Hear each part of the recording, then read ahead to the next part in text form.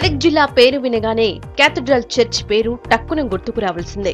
రాష్ట్రంలోని ప్రముఖ పర్యాటక ఆధ్యాత్మిక కేంద్రాల్లో ఒకటైన ఈ చర్చ్కు పెద్ద చరిత్రే ఉంది.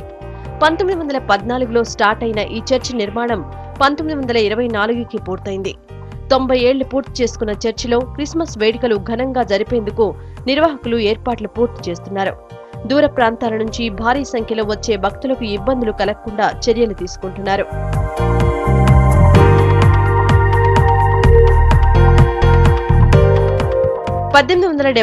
లో ఇంగ్లాండ్ నుంచి వచ్చిన వెస్లియన్ మెథడిస్ట్ మిషన్ వారు మెదక్లో కొన్ని కార్యక్రమాలు నిర్వహించేవారు. మత ప్రబోధకుడు పర్సనేజ్ ఇక్కడి చిన్న చర్చిలో గురువుగా నియమితులయ్యారు. జీసస్ పై అతనికి ఉన్న విశ్వాసంతో చర్చి దగ్గరే ఉంటూ ఎన్నో సేవా కార్యక్రమాలు నిర్వహించేవారు. గది నుంచి చర్చిని చూసినా అతనికి చర్చి చాలా చిన్నగా కనపడేదట.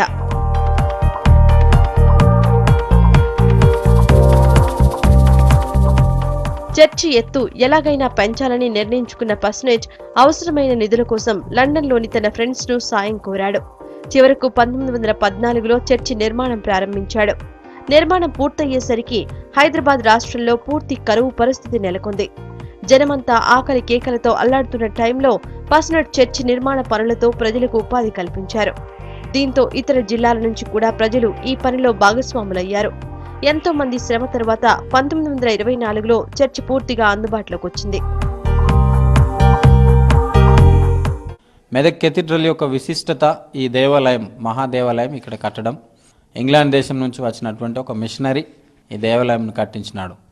ఈ దేవాలయం కట్టించడానికి ముఖ్యమైనటువంటి కారణం, ఈ ప్రాంతంలో అనేక పేద ప్రజలు కరువుతో అలమటించి చనిపోతున్నటువంటి సమయంలో వారికి ఆహారం పెట్టాలనేటటువంటి ఉద్దేశంతో ఫుడ్ ఫర్ వర్క్ ప్రాజెక్ట్, పనికి ఆహార పథకంను ఆయన ప్రారంభించి ఈ పేద ప్రజలకు ప్రతిదినం ఆహారం పెట్టినటువంటి వారు ఇక్కడ దేవాలయంలో పనిచేయడం. ఆ రీతిగా 10 సంవత్సరంలో దేవాలయం కట్టబడింది.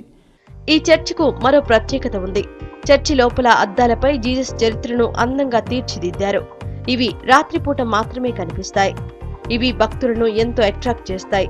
దీంతో కులమతాలకు అతీతంగా వేలాది మంది చర్చిను దర్శించుకుంటారు. క్రిస్మస్ సమయంలో ఈ తాకిడి చాలా ఎక్కువగా ఉంటుంది.